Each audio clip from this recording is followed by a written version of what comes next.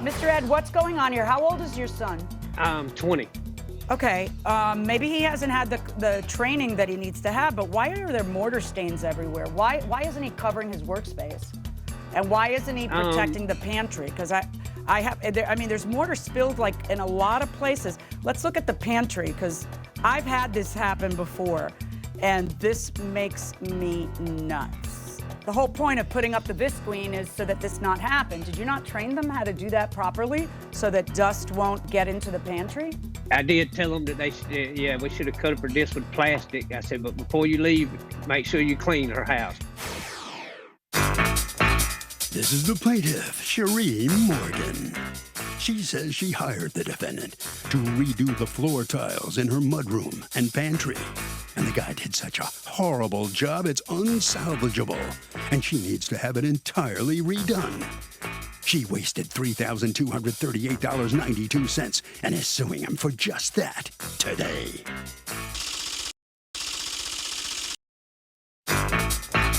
This is the defendant, Ed. He says he has 5-star ratings for his work and thinks the plaintiff is some sort of scammer who goes around getting reputable people to do work around her house, then stiffs them. Bottom line, he did a great job, and he deserves to be paid and is the one owed money today. He's accused of causing tile trouble. The defendant has filed a countersuit for $2,500 for additional monies owed. All parties, please raise your right hand. What you are about to witness is real. The participants are not actors. They are actual litigants with a case pending in civil court. Both parties have agreed to drop their claims and have their cases settled here before Judge Marilyn Milian in our forum, the People's Court. People's Court is now in session. The Honorable Judge Marilyn Milian is now presiding. Litigants have been sworn, Your Honor. Thank you, Douglas. You're welcome, Your Honor. Okay, Ms. Morgan, you hired Mr. Ed to do some work on your home. What was it you hired him to do? To replace the tile floors in 2 pantries and a mudroom. Okay, and how much were you supposed to pay him to do that? Well, he had originally come out to give me an estimate on my master bathroom, and that estimate was, I believe, $5,600, but I wasn't ready for the bathroom yet since I didn't have all the supplies. So what I did was, since I had all the floor tiles, I asked him to start on the pantries and the mudroom, but I didn't actually get a separate estimate on that ahead of time. And so after he had done a couple days... Wait a minute, hold on. So what were you supposed to be paying for the pantries and the mudroom? That's what you had. You have a contract for something he didn't do, but you don't have a contract for what you did have him do. Really? So after he started, I made a mistake there. That was a big mistake on my part. Okay, so go on. Right, so after he started the work, I asked him, I said, how much, I realized I didn't get this estimate from you, how much do I owe you for this? And he told me $100 an hour. Okay, and you said? Well, he'd already started the work, and so I had paid him that amount. So that was fine, you didn't say, okay. And so what happens with the work? The first day they came in, they did demolition of the previous tile that was there. They didn't protect anything in my house. They didn't put up any plastic over my pantry items. They hung 1 sheet of paper in the doorway of my pantry by nailing it into the wall, but none of it was taped to the walls. It just hung by 2 nails and just, swayed as they did the demolition. So the dust billowed all through my house. The pantry was full of dust. He came in that after, and actually he didn't do any of the work. His son and his son's friend did the work. And I had specifically asked him when he initially came for the estimate, do you do the work yourself or do you subcontract your work? And he says, oh no, I do it, and my son and his friend. Ed didn't do any of the work actually, just his son and the friend did it. And so when he came in that first afternoon to check on the boys and how they were doing, I heard him tell the boys, oh, you should have covered all this up. You should have covered this with plastic. But they didn't, and it made a huge mess. So that was the first day. Okay. The second day, they came in to start laying the tile. And there were some issues trying to figure out what kind of pattern I wanted, but that was, we got that. I thought we worked that out. His son started laying tile. I left because I had things to do. I came back and it was a disaster. The grout lines weren't straight. The tiles weren't level. You could look across the tiles and see how some of them were higher or lower than others. Later on, because you're not supposed to walk on it for 24 hours. So later on, when you did walk on it, you could step on one end, another end would pop up. Cut lines were wrong. Their tile saw got dull, and they didn't replace it. They just laid the tile anyway with those jagged cut lines. They left mortar everywhere. I mean, it was such a mess. Well, some of that was on the second day. Yeah, they really did. Yeah, that's when I told him there's problems, and I sent him a text that after the first day I said, what can you do about tiles that aren't level? He says, we'll deal with it in the morning. So I gave him the chance to try to make it right on the third day, and he says, oh yeah, we'll take care of it. And so they started working again, and I left again. And when I came back after the end of the second day, it was even worse than it was before. And so I finally decided that I was just going to have to pay someone to tear it out. So at some point, did you contact Mr. Ed and say, hey, you need to come over here and fix this? Or how did that go down? How did you tell them you're fired? I'm trying to figure out how your relationship with them ended. So I sent him a text. I said, there's some issues with the tile here. And I started sending him some pictures. And he has his read receipts turned on his iPhone. I could tell he was reading the text messages. And the last message I sent him was, there are issues here that I cannot resolve myself. Will you please come back out here and look at them? And he never answered me. He completely ghosted me after that. So at that point, had you paid him any money? He asked me to pay him for the first 2 days at the beginning of that third day. And had you? So I did. I sent it to him by PayPal. He wanted me to send it cash out. How much did you pay him? $1,600. And did you contest that money with PayPal? I did. I had sent him a certified letter. And when so what have you paid? I'm sorry, just listen up. Did you end up paying him $1,600, or did you get that money back from PayPal? I got it back from PayPal. Yes, I got it back. Okay, so what have you paid him for the demolition? Zero? Zero. What demolition did he do? He took out the tile that was in my mudroom and 2 pantries. Anything else? No. Okay. And you are complaining of their workmanship, but you did fire them and not let them come back in and clean, although they shouldn't have left that day and left mortar in places. It was kind of messy. Right. But the bulk of your lawsuit is as a result of the walkway. So let's see some pictures of the walkway, and then I'm going to hand the floor to you, Mr. Ed, because I'm dying to hear about this. That's my walkway. That hole was not there before. That's just more damage. These bricks don't look like they're in great condition. I don't know. I mean, it's an older These are very old bricks. Correct. So that's what it looked like after they left. Mr. Ed, what's going on here? How old is your son? 20. Okay, maybe he hasn't had the training that he needs to have, but why are there mortar stains everywhere? Why isn't he covering his workspace? And why isn't he protecting the pantry? Because there's mortar spilled like in a lot of places. Let's look at the pantry, because I've had this happen before, and this makes me nuts. The whole point of putting up the visqueen is so that this not happen. Did you not train them how to do that properly so that dust won't get into the pantry? I did tell them that we should have covered this with plastic. I said, but before you leave, make sure you clean her house. Don't leave her house like this. Okay, so she says that she texted you and that you ghosted her. Can you talk to me about that? She texted me the first day about tiles not being unlevel. So I told her I'd be there the next morning. We get it all straightened out. So we got there the next morning. I seen the ones that she was talking about. We got them straightened out. And, we clean up after we're done. It takes a damp sponge and to wipe the mortar off and the thin set, and we clean it out as we go. So why am I seeing stuff looking like this if you clean it as you go? She didn't give us a chance. She told us that she was going to finish it herself. She didn't want us back at her house, and so right. With all due respect, as you go means that you don't leave that day until you've done it. That's what as you go means. Not at the end of your job when it's hardening and creating damage.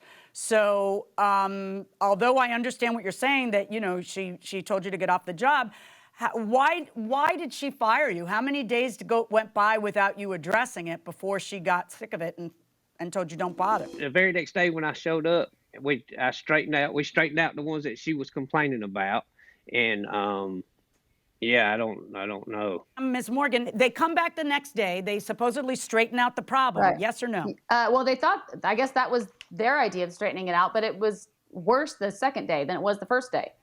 Okay, so then do they come back a third time or no? I guess just to be clear, so the first day, like I said, was demo. The second day was tile. The third day was when they thought they were fixing Correction of the tile. I understand. So a lot of your lawsuit has to do, first of all, you changed the walkway. You put in brand new pavers. You're suing for $2,000 for putting in new pavers instead of power washing it. Why would I order him to pay you $2,000 to put in nice new pavers? You know, that doesn't seem particularly fair. Why would that be appropriate? Well, it may be even just a portion of it. I understand that. But I mean, with those tiles being broken the way they were, there was no way to repair those broken tiles. Right, my dear, because, but like you said, had it is. the garbage I had on TV a second ago, and now you got this, and you think he's going to pay for it? That's not going to happen. All right. Now, you also were pointing out that there was $59.78 in damages. What say you about his answer, which is, you fired us. You didn't let us go back there and clean up. We couldn't go back there, even if you didn't like our tile work. I get that, but at least give us a chance to go back there and clean up. How are you allowed to complain about the mess they left if you told them don't come back and clean up? I did ask him to come back. That was my last text to him saying, there are still issues here. Can you please come back and look at them? And that's what he never answered. That's what I want to see. I did invite him back. That's Right, what I want I did to invite see. him Let's back. look at your text. I'd really like you to come out and look at this. There are issues that I can't resolve. You read that And on he never answered. 1214 because you have read receipts. And did you ever answer that? Because she says that would be an opportunity for you to go out there and clean up. When had they done the job? December what? That was they started on the 10th, the 11th, and the 12th were the days they worked. Okay, so on December 14th, she's inviting you to come out and do something about things, and you don't answer her. Yeah, I'm just not a conflicted person, and I didn't want to go there and just argue with her over something pointless.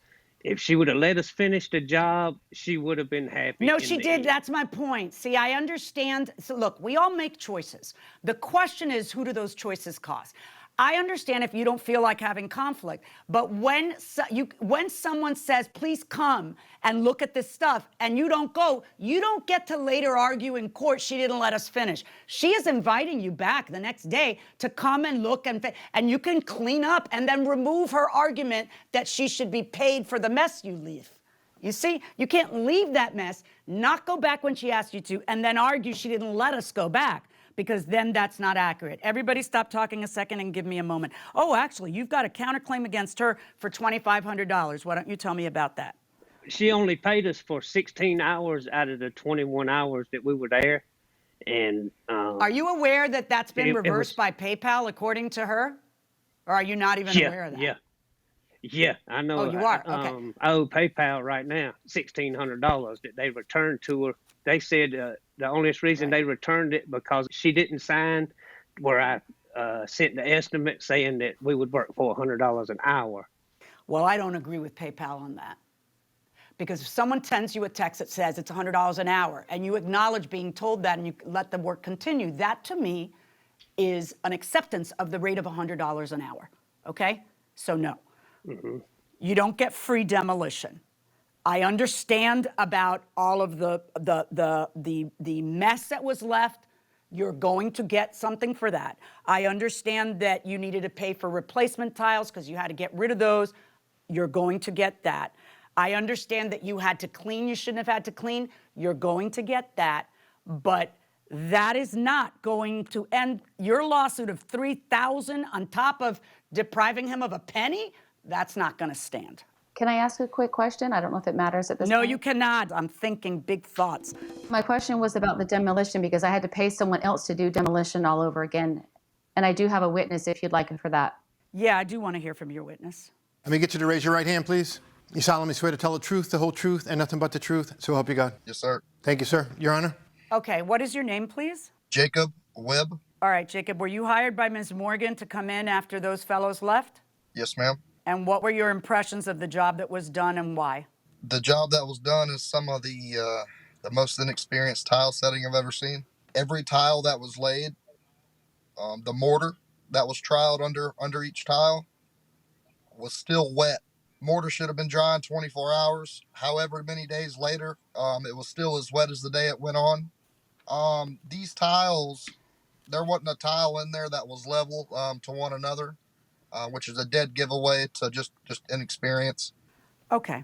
Based on what I have heard, this is how I feel about this situation. First of all, I do not agree with PayPal that if you didn't get it in writing, you're not entitled to a penny. To me, I see it in black and white on the text that she says, oh, I forgot to ask you for a price, and then you say the price is X, and then if she doesn't answer, she doesn't answer, but she doesn't object. And silence in the face of that is pretty much acquiescence. And she's testified here today that, well, what could I do? Yeah, that was going to be it. Now, having said that, there has to be worth to the work, okay? If there's no worth to the work, that would be the reason why she doesn't have to pay. All right, so I am looking at the tile, and I do see that it's incredibly uneven. I do see that the saw wasn't sharp. I do see that these fellas, these 20-year-olds you sent to her home, are kind of clueless about what they're doing. And maybe they weren't ready for you to not be on the job and supervise them. Maybe it's not enough that you go in the morning and say blah, blah, blah, and leave. So if there is no worth to the work, and in fact you have created work for her, then on your lawsuit against her, I am ruling in her favor and finding that there isn't money that she owes you. And on her lawsuit against you, she did give you an opportunity to fix things, not only the next day with the tile, but also 3 days later when she asks you to come back and take a look at this stuff. She can't resolve it, and you ghost her.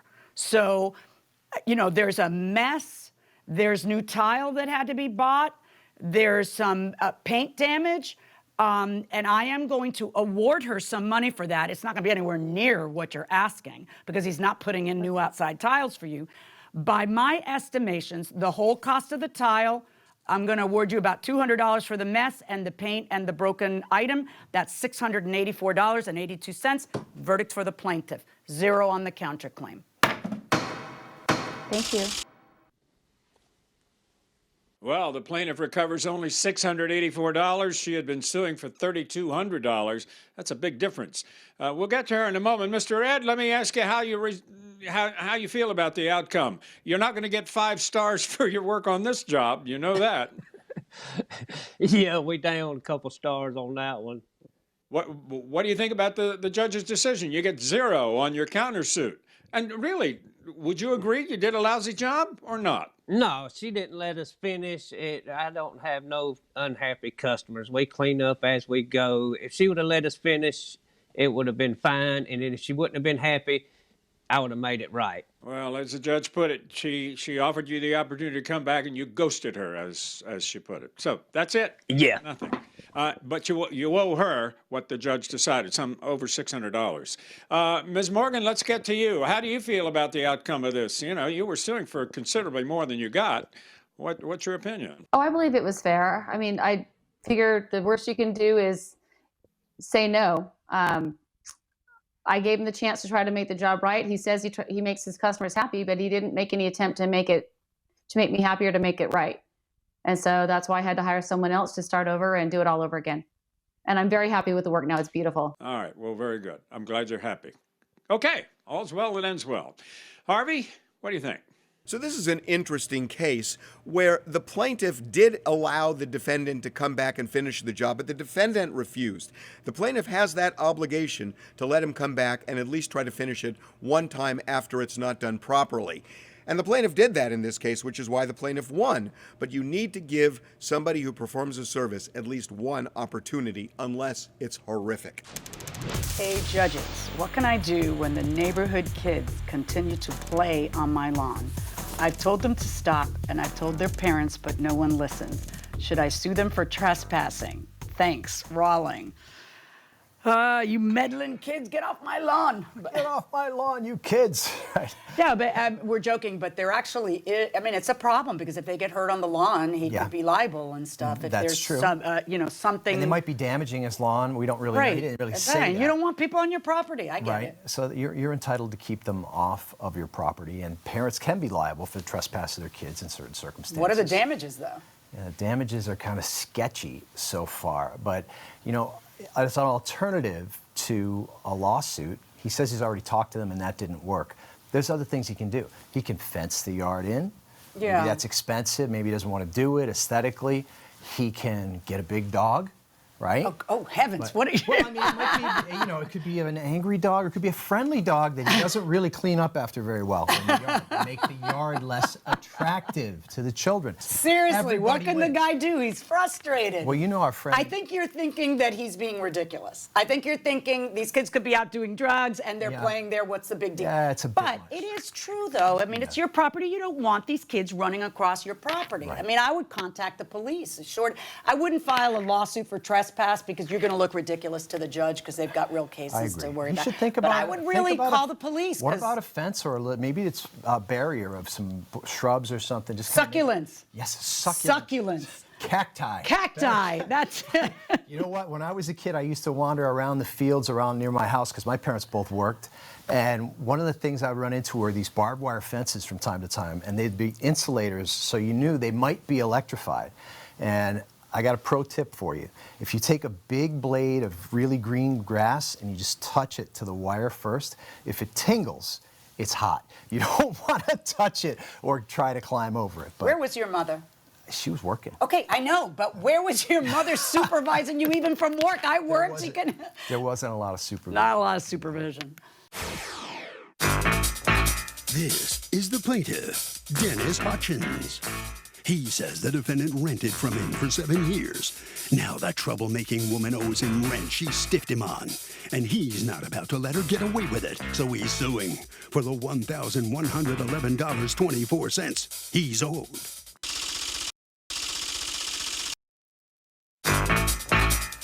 This is the defendant, Darlene Stevenson. She says she was constructively evicted because the other tenant in the building smokes, and it seeped into her apartment. The building's smoke-free. The plaintiff did nothing to enforce the rules, and she moved out. End of story. She's accused of trying to live rent-free.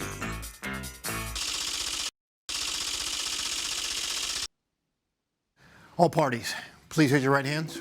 Welcome back to the People's Court. Next case on the docket.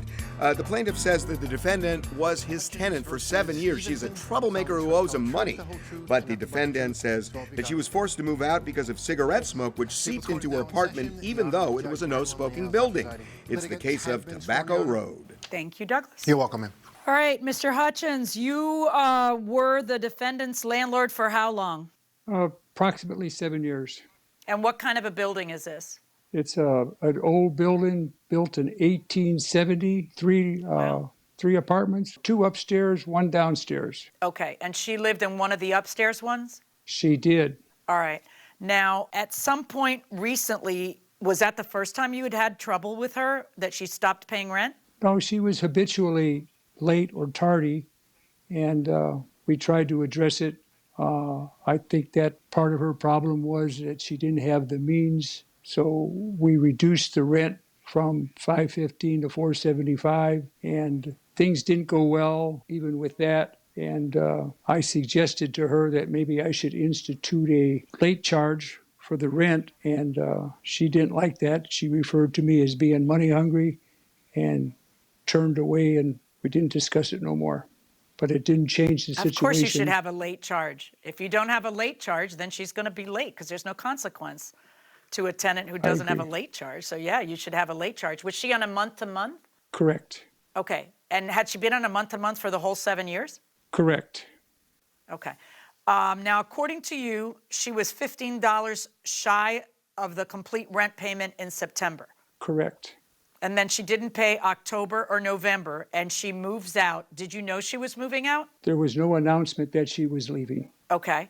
So how did you find out that she had left? When I drove by the building the given day they were moving out, I think it was the 29th, I seen a moving truck there and her people were carrying her items out. Okay. And did you say something? I did not see her and I didn't want to get involved with her people. Okay. So did she leave you the keys? She did not. All right. Ms. Stevenson, what was the reason after 7 years of living there that you wanted to leave or that you decided to leave? The reason that I decided to leave is I asked Dennis if he will have them to stop smoking, the people downstairs. The people downstairs were smoking? Yes. And it's a smoke. Okay. It's supposed to be a smoke-free environment. And I'm allergic to smoke. So I asked him, and he said that I have to take it up with them. Well, a couple of months I took up with them, and they smoked still every day. Okay. So did you And I ever would- tell Mr. Hutchins that you were going to move out? I did not tell him I was moving out. I was going to tell him I was moving out when I give him back the keys. That's how you were going to let him know that you were moving out? Because you're supposed to give notice. Well, I didn't give a notice because I was having problems with the attendants downstairs. Right, but what does that have to do with your landlord? Well, for the past 7 years, I've been paying this man cash. He has never, ever once given me a receipt. Were you $15 short in September? I might have been $15 short. Did you pay October? Yes. Did you pay November? No. Do you have proof that you paid October? No, because I paid him cash. I know, but see, I don't pay cash with this hand unless I get a receipt with this hand. Because otherwise, how am I going to prove I paid something? Did you? So when you say he wouldn't give receipts, then don't give him the cash. You'll see how fast he writes a receipt. All a receipt is a pen and a paper, and he says, "I hereby acknowledge getting $475 in rent for March." That's all a receipt is. So if he doesn't have his own receipts, then you have receipts and you have him sign it. But so you would give him cash and not give him receipts. But the problem is, he says you didn't pay. You owe $15, which is a really weird thing to make up for September, and that you didn't pay October and that you didn't pay November. And according to you, you didn't pay November because you knew you were leaving and he could just take the security deposit to cover November. Is that right? Well, so your rent is due on the 1st of the month, right? Right. So on the 1st of the month, you don't pay the rent because you know you're going to leave at the end of the month. That means you could have given him notice, but you didn't give him notice. Well, because there's been problems with the people downstairs. I don't know how that doesn't mean, I understand that you don't want to live there. Nobody's going to make you live there. But if you have problems with other neighbors, you're free to go. You just got to follow the rules everybody else has to follow. Let me ask you a question, Mr. Hutchins. How long have you been a landlord? At that building, 35 years. 35 years. Did you ever send the tenant a letter telling her why you were keeping the security deposit and itemizing whatever amounts you needed for either damages and or rent or anything else? Did you ever do that? She never left a forwarding address. Did you ever leave a forwarding address, Ms. Stevenson?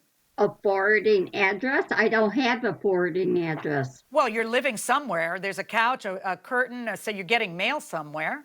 That's what I mean by a forwarding address. Well, I moved in with my daughter. Right. That would be the address that you would give, because here's how it works. He has to write a letter itemizing all of the damages unless you don't give a forwarding address. So he didn't write the letter, and I guess you must know about that requirement, Mr. Hutchins, because your first word was there was no forwarding address. But you know that as a landlord, you're supposed to write the letter, so long as they give you a forwarding address. You know that, right? I filled out a piece of paper like this right here, and I had it sent to her employment, so she was aware of this breakdown. So let's talk about that. All right, so according to you, she left the place damaged. How did she leave it damaged? Dirty, had to replace 4 shades. I had to replace the keys, the locks, because the keys were not left. Yeah, why didn't you just leave the keys, Miss Stevenson? I don't understand that, because you were moving out. Why didn't you just leave the keys on the counter? To be honest with you, I did not move myself out. My 3 daughters moved me out because I had to work that day. Okay. So I called his house, but there was no answer. By the way, the security deposit was how much, $515? Yes, ma'am. So according to you, the $515 is taken up from damages. So now let's, you can't just say that. You have to itemize what is worth what and prove what is worth what. You have to account for every penny of the security deposit. But let's look at the pictures. You are keeping her security deposit because she left this rack in the bathroom. With no towel bar back there that she had removed. Okay. She left a bag on the wall. That's kind of that was just petty. That's just an example of the things that she left behind that I had to remove. The devils are in the details. I need to see the actual things she left behind. Your next picture is debris in a closet, and I believe that is a leaf, right? Could be, yes, I think it is. Yeah, and you're going to keep a security deposit over that, this little piece of paper. Okay. Well, Let's see. Dirty sink, that one I'll hand to you. That one is a dirty sink. That should have been cleaned better. Dirty top of stairwell. There's one item on the stairwell, and you're taking a picture of that, and you're keeping her deposit for that. Item lying around. Oh, it's a pen. There's a pen on the floor. And then you had to change the lock. yes. Okay, but why did you change the handset and the whole lock? No, just the upper part of the lock and the lock Okay. on her door upstairs, which she didn't leave the key for. That is Can not I- $515. No, you don't even have to. That is not $515 worth of damages. Okay, it's not. Now, Ms. Stevenson, by the way, how many daughters do you have? 3. I And have all 3 three of them daughters. help to pack you up and move you out? Yes. They're good girls. Yes. They're good girls. I Thank have you. 3 daughters Thank- also. I don't know that they would get together and help move me out. I'd hope so. But there's a bag left behind. There's a pen on the floor. Those are not damages. The towel bar, that's probably damages. What does a towel bar cost? $20, okay? But the fact that he has to bend over and pick a leaf and a little piece of paper is absurd. You have to understand, Ms. Stevenson, that you can't look at me and say, yeah, I paid all my rent. You got to prove that you paid the rent. He says that as soon as the smoke started bothering you, you threatened, well, I'm not going to pay the rent because the smoke is bothering me. And that kind of has the ring of truth to it, aside from the fact that you have the burden of proving your defense.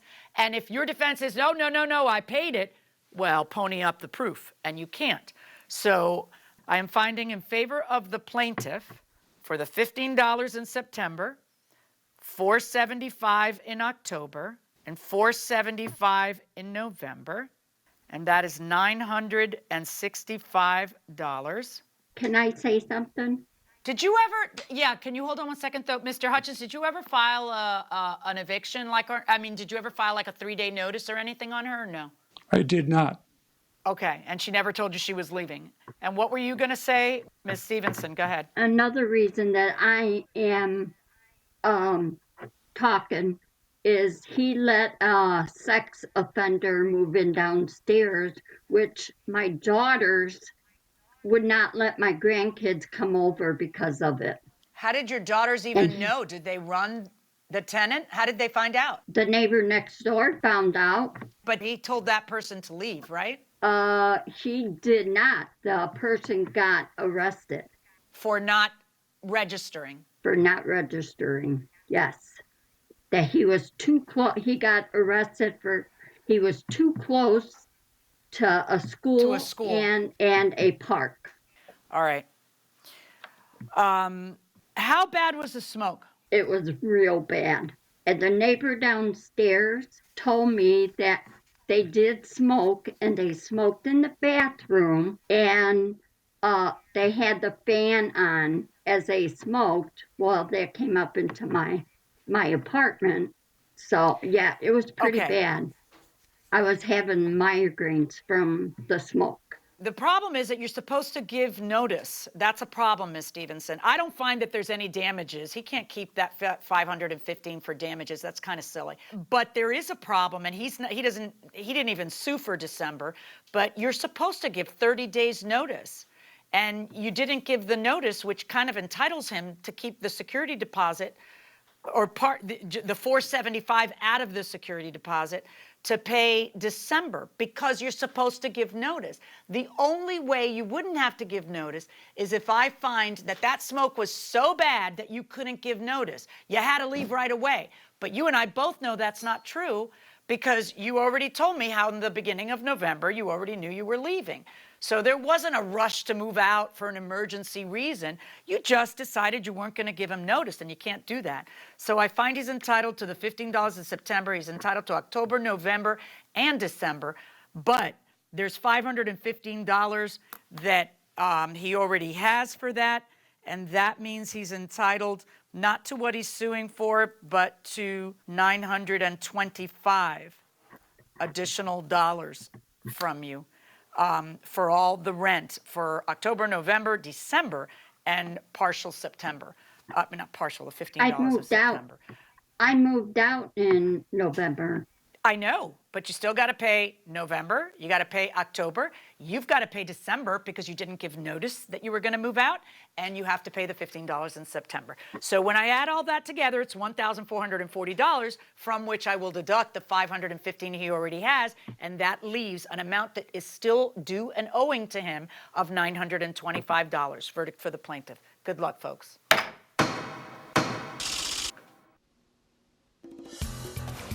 So the plaintiff recovers $925. He was suing for $1,124. Ms. Stevenson, you owe him another $925. What do you feel about that? How do you feel about the judge's decision? I'm very upset about it. Well, you heard the judge explain you didn't give him notice. You didn't give him notice. I know. You had to do that. But it's hard. It's very hard. Well, it's a shame. You lived there for a long time and it ended up like this. That's kind of a shame. But in any event, you lost the case big time. Sorry about that. I know. Mr. Hutchins, I guess you're satisfied because you are going to get a good bit of money. How about that? Well, I appreciate the court hearing my case and the results of the judge's determination of it. All right, sir. Well, listen, congratulations. You have prevailed in the case. Thank you very much, and I hope it works out better for you with tenants in the future. All right, Harvey, we have a lot of these kind of disputes, rental disputes. What do you think about this one? Okay, Doug, you know, there are a lot of cases that we've had in the People's Court over smoke. If there is something in the lease that says it's a no-smoking building, the landlord has an obligation to enforce that. Not only to enforce it, to police it. And that means if another tenant is smoking and it really becomes onerous to other tenants, the landlord has a duty to stop that tenant or evict that tenant. And if you're just a third party living in that building and it's unbearable and the landlord isn't doing anything, you would have a claim against the landlord because that's the lease that you signed that says no smoking. Hey, judges, what do you do to relax? A question from Judith. Judith, I never have a problem relaxing, okay? Marilyn has to find things to do to relax. I'm naturally relaxed, but I like to play golf, as you know.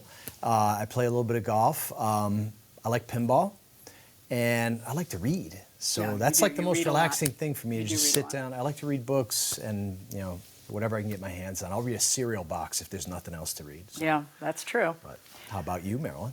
You know, I think relaxing is way overrated. You would think. But I'd love to kayak. I love to be on the water. Right. During COVID, we bought a pedal paddleboard, so I look ridiculous going on my pedal paddleboard up and down the canal, but I love it. I look ridiculous right next to you. So, and really, probably the one thing I do every day to relax is power walk. Yeah, you do. Yeah. And it always amazes me because I'll get out of bed at 7:30 and I'll come downstairs and she's just gone. There's no evidence except maybe in a half-empty coffee mug, but you know, you've done more by 8 a.m. than I've done all day already, and I'm going to do all day. That's going to do it for this session of the People's Court. We want to see you tomorrow, so tune in, and we will see you then.